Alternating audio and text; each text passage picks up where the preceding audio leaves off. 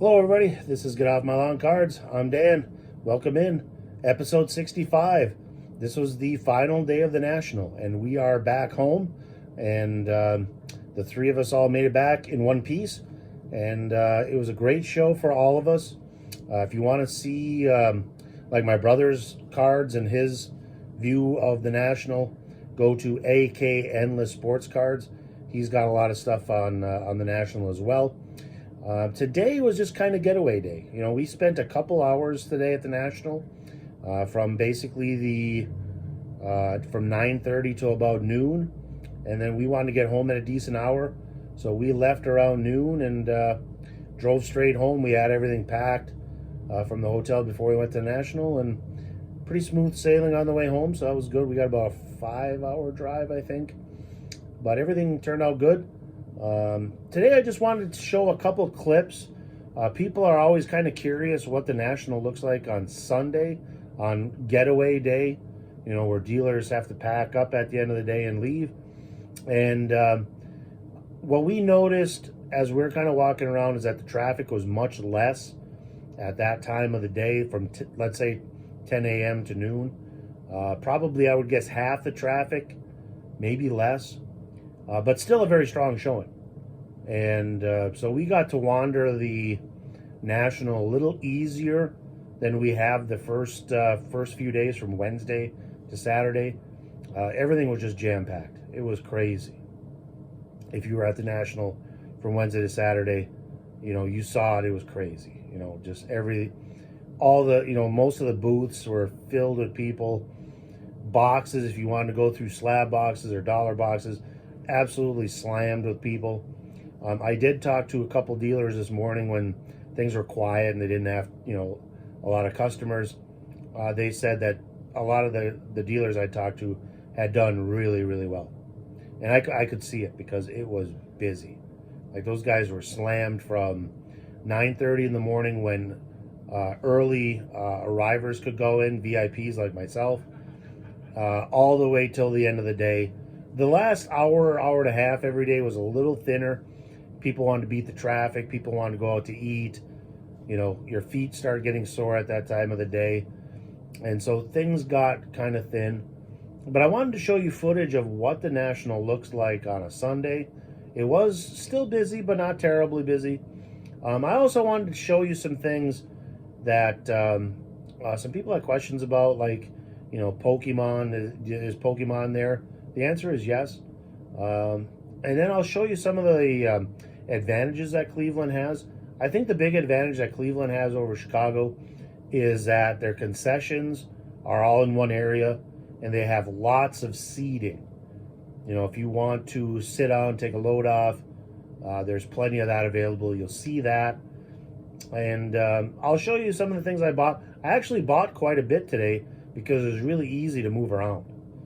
And so even if we were there 2.5 hours, I did pick up a lot of things. So you'll see that, and then we'll go from there. All right, Sunday at the National, getaway day. Still a lot of traffic, but not nearly as much as what we've seen. This is from the TriStar Pavilion. TriStar is at my back. And you can see there's still quite a few people, but not nearly as much. Much easier to get at tables and get access and all that. So it's not terrible. There are some empty booths on Sunday, people that are been cleaned out or people that are moving on early. Usually they don't like that, but there are some empty tables on Sunday, not too many. You also have the impact of Pokemon on the hobby. Here's a booth that's got all Pokemon stuff. You never saw that in the past. But, you know, things change in the hobby, and Pokemon's hot, and there should be booths here, to be honest.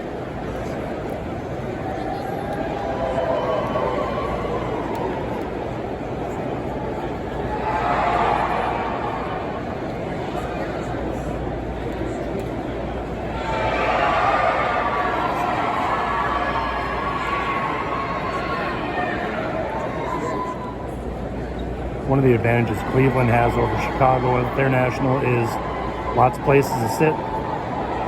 Also lots of concessions. You can see tables as far as the eye can see.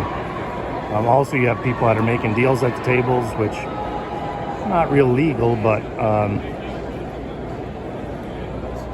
doesn't seem to be a lot of people stopping them. So a lot of deals being made at the lunch tables during the National. It is really nice. Chicago does not have anywhere near this type of seating, and it's nice to just take a load off, during the afternoon. Okay, let's take a look at some of these Sunday getaway pickups. These were $1 a piece. I tried to get into this guy's table all weekend, and it was slammed every single day. So by the time I was able to get in there on Sunday, there wasn't a whole lot of cards left, but I still did buy a couple of nice things. Here's a Scottie Pippen Hyper from a couple of years ago. Hypers are pretty rare. I don't really know much about this card. I have to do some research. This is a Paul Gasol Legends, and it has Asian writing on the back. If you know anything about this card, drop me a line in the comments. I have to do some research on this. I don't think it's rare, but I've never seen one of these. So I don't know. I don't know much about it. Giannis Antetokounmpo's Wishful Thinking. Silver. Hollow with optic. Here's a optic Giannis Purple. People raided these boxes all weekend and didn't pick those up. Here's a Zion Crusade Silver. Here's a Zion Luminance.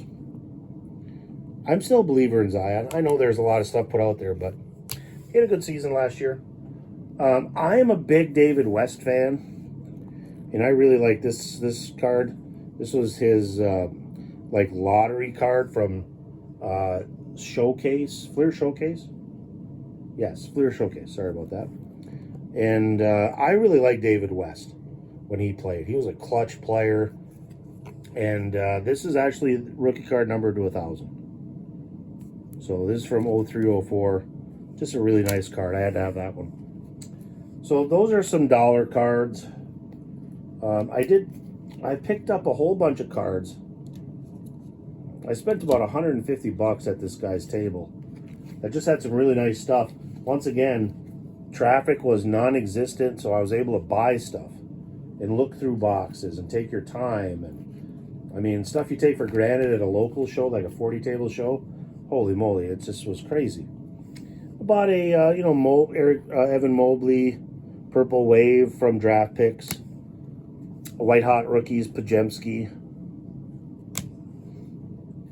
Bought a couple optics of Pajemski and an Amen Thompson.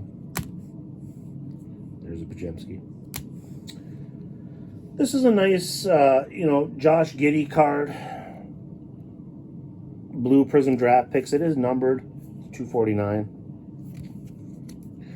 Change of scenery with the Bulls. He had kind of some issues last year that were cleaned up. Adjust this a little bit. There we go. That were cleaned up, and he's got a fresh start with the Bulls. He is a very talented player. Got Desmond Bane, Pink Mosaic. Nice card. I like Desmond Bane. Here's a Scoot Henderson Green Prism Draft Picks. I tried to stay away from base stuff in a lot of cases. Here's a Franz Wagner Spectral Rookie. Michigan Man. Here's a Mikey Williams. He's a high-rated prospect. Bowman U. This one is actually low numbered to 150. So I have to do a little research on what this guy was in some legal issues. I think those have been cleared up. Here's an Amen Thompson White Hot Rookies Silver. Here's a Derek Lively Goodwin Champions Rookie Foil Aquamarine. That's numbered to 75. Low number variation. Here's a White Hot Rookies Brandon Miller Silver. Those are nice cards, those White Hot Rookies. I did get a couple autographs as well. Here's a Mark Aguirre Crown Royal, numbered to 35. Very good player for the Mavs. It was kind of the final piece to the Pistons puzzle there as well, when they won their titles. Another autograph, Hall of Famer Gail Goodrich from Obsidian, very expensive brand. This one is numbered to 99. Hall of Famer, terrific Laker for a couple years. These cards I bought at a different table. Here's a Shaq Skybox rookie. I really like this card, $5, couldn't resist.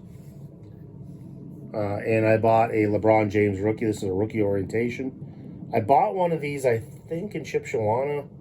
Some other area I bought, and it was kind of junky. I didn't look at it close enough. This one's pretty good shape. This one's good shape.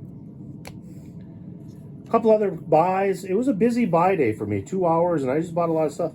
Here is, this is from Court Kings, which I really like this brand. The original Court Kings basketball is terrific. It's one of my favorite all-time sets.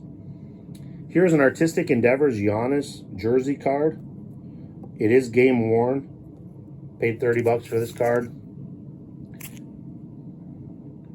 Guaranteed game worn. I mean, you can't turn down. I have very few Giannis jersey cards. I do have one really nice patch, but $30. I did buy a couple slabs as well.